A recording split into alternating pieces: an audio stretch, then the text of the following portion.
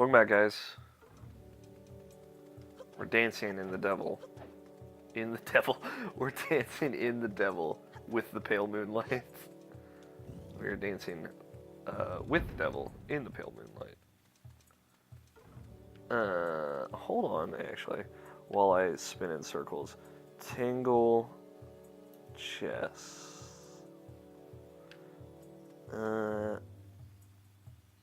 Wind Waker. Wind Whacker is what we're going to call it. Tingle statues. There we go. It's Earth Temple. Travel down between the legs of the statue. Oh. Oh, those are legs. I think they might be arms? Maybe? Oh god, I can see her! Oh. Oh god, you can see way too much. I feel dirty now. Oh god, if only the Game Grumps knew that. They played through this and I watched that entire playthrough and I was highly entertained. Highly recommended. More than this fucking shitty playthrough. I'm just kidding. My playthrough is perfectly mediocre. No! Don't come on! Alright, we're going Ice Arrows. This got it. Hey! Oh, I nailed it.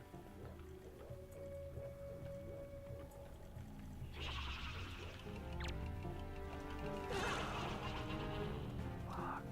Jinxed.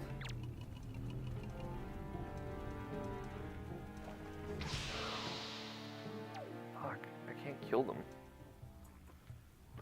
Maybe fire arrows? Let's hope. Fire arrows are, you know, they hurt. Oh, dicks.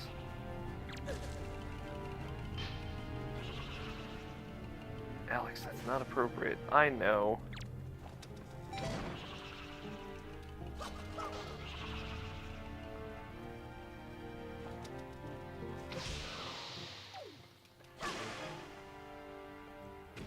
Okay, I killed it. I just got lure him. Oh shit. Oh, you can see the shadow of them. That's creepy. Alright. I got it this time, guys. This isn't like the fucking ice thing. The ice mall thing. That was bullshit. That was exceptionally bullshit.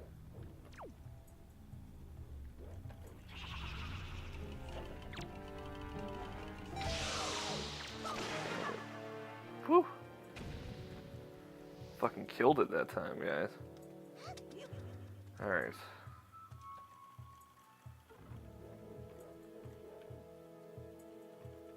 Got this.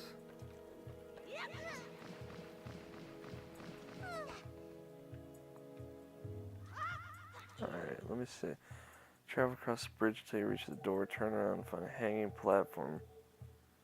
Use the deck of these to reach the platform, turn across the next one. Throw a bomb onto the ledge, spawn a chest container. Okay. This is it. I think.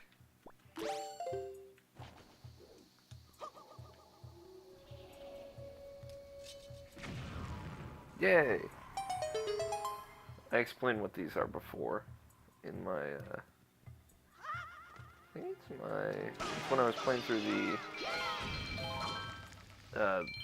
Tower of the Gods. I don't know how I could get Tower, but not Tower of the Gods immediately. Somebody tweet me? Text me? Oh, it's a fucking email. It will be waiting for you on Tingle Island. It's weird that these are in the game, but there's no way of knowing where they are unless you, like...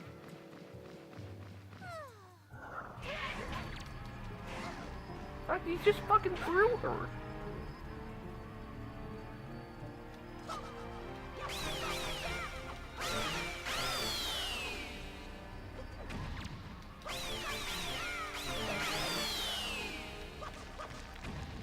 He just threw her. I'm kind of offended. Is that all she's worth to you, Floor Master? Just a fucking upchuck? Normally they'll capture her, they'll like drag her into the ground. It's fucking terrifying, and then she's in the cage, and you're like, God damn it, to rescue you now. All right, don't worry, she can fly up. I hope.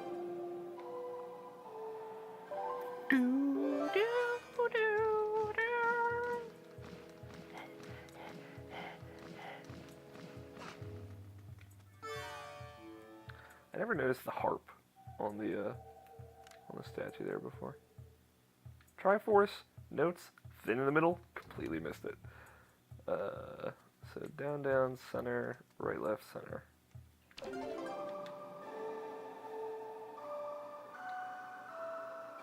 I think I like the other one a little bit more. I mean, I like the harp and the violin thing, but I think as the Wind Waker melody goes, I think I like the other one a little bit more.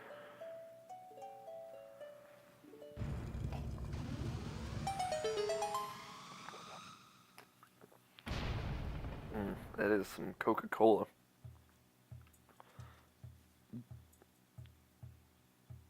I'm looking at the reward. Oh, fuck.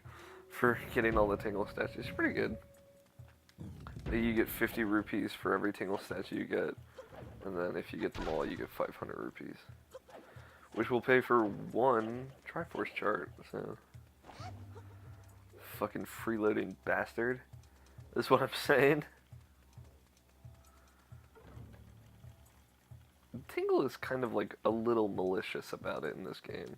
In like Majora's Mask, he was so like lighthearted. He's like, I'm a map maker and I want to help you out. Just, here are these really inexpensive maps that will help you. And if you come to me in that area, it'll be much more affordable for me to make the map. Because I'll be in that area and he's like gliding, so I assume that's how he sketches out the maps. It like makes sense. But in this game, it's like, hey, I am gonna rob you, essentially. And you have to let me do that to you. You have to let me fucking rob you in order to beat the game. So...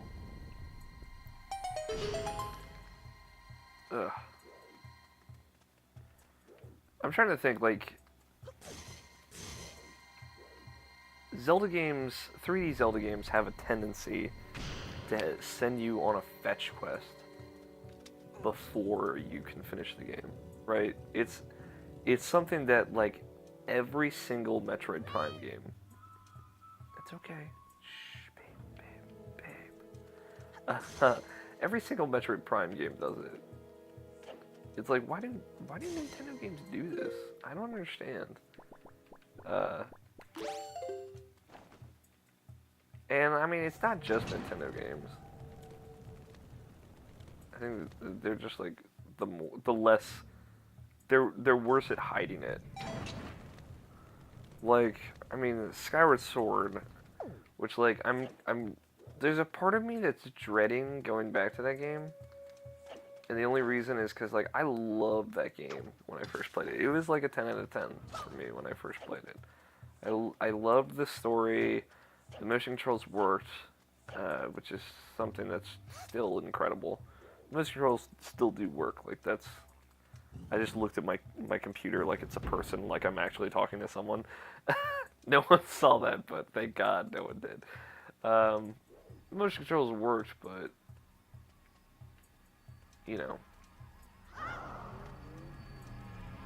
That's...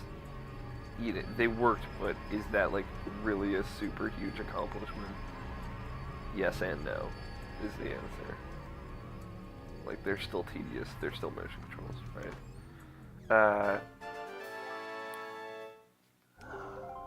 I used to be terrified of this room.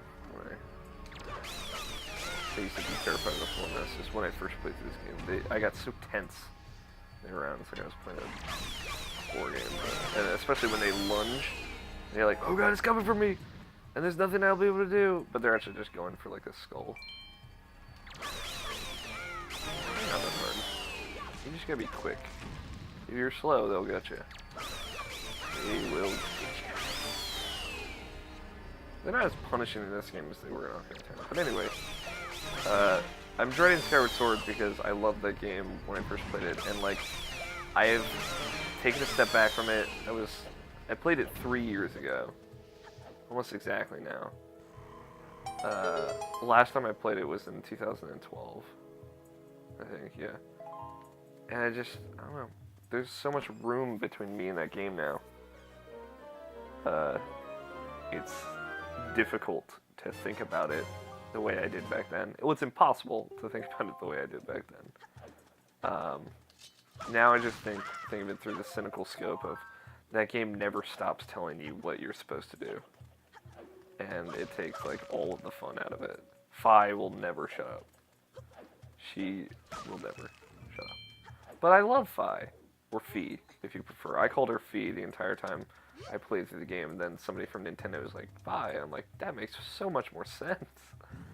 But, like, I mean, it's got a really good villain. I think Girahim is super, like, charismatic. I think he holds your attention really well. I mean, he's terrifying in his own unique way, obviously. Sucks that he just ends up kind of being a pawn.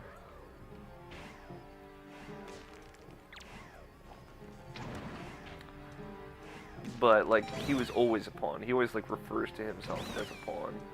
He's like, I'm a pawn at my master's whim. And blah, blah, blah, blah, blah, blah, blah, blah, blah. That's actually a word-for-word quote for him, I think. Whew. Nailed it. But, I like how he can push these fucking statues, these giant statues, but he can't push one little block with a thing on top. I don't know, we'll see. When I get to Skyward Sword, I'll candidly discuss what I think of it as I play it. That's kind of the whole point. This part of this dungeon is super tedious. If the dungeon had ended, kind of like up top, like there was just like a room to get the big key and then it was over,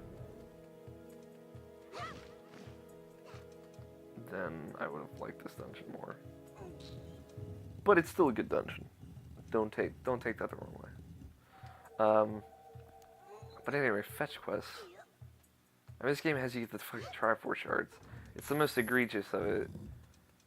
But, like, Skyward Swords, which is what I was gonna say, it has you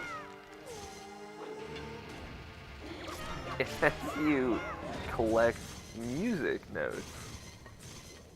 Well, you have to, like, get these 3 songs, I guess, is what they are, technically.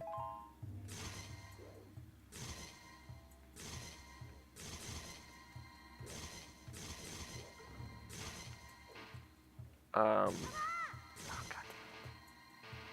It's so annoying. And you collect these songs from each region, each of the 3 regions. And, like, some of them are just fucking...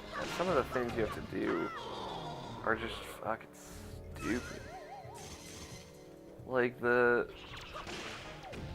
you go to, like, the lake, like, the forest, the first major region, and it, like, floods, and you have to swim through it, through the whole area, and pick up musical notes as you swim through it.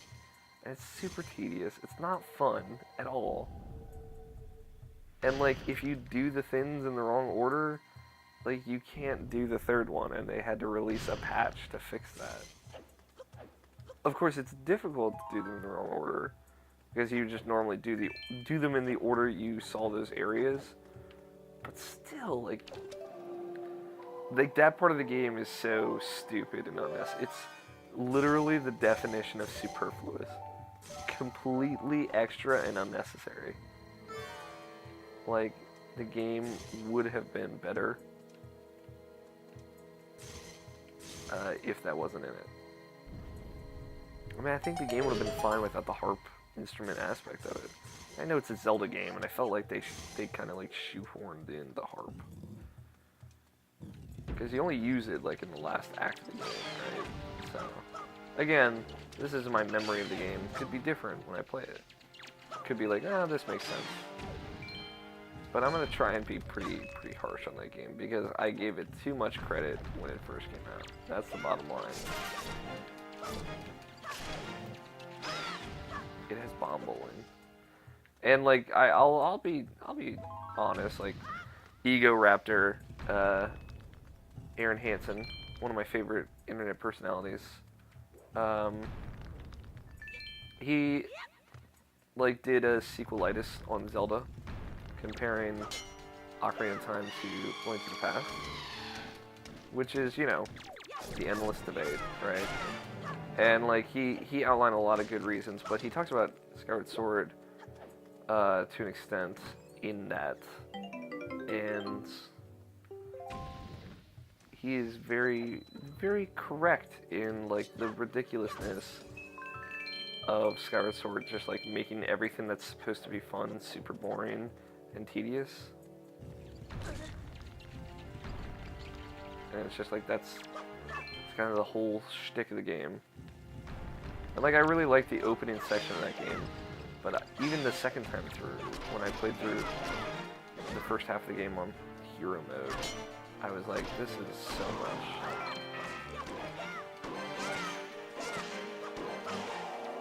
It's so much. Guys, it's so much. Oh, a heart. I don't know. Maybe I'll love it again. Maybe I'll be like, no, this makes sense in this game. Maybe not. That is a long fucking game, though. That's probably going to be the longest series. That or this, because I'm switching to 20-minute videos. It'll be Skyward Sword, because I think that'll be entirely 20-minute videos. We'll see. Why am I doing this? God damn it.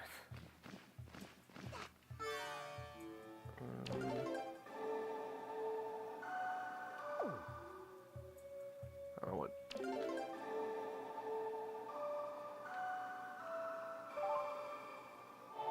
Earth God's lyric.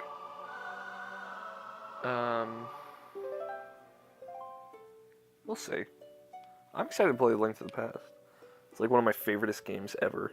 It's like my second favorite game in the whole world.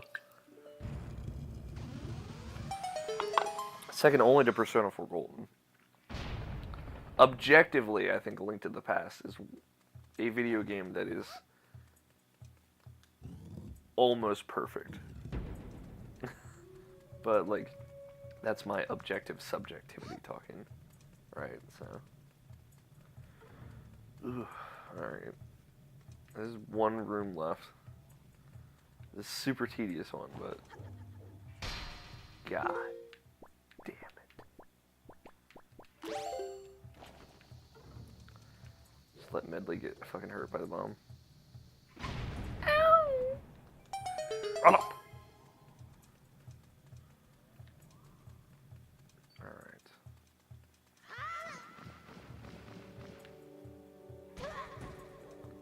I don't take damage, but I make a noise. God damn it!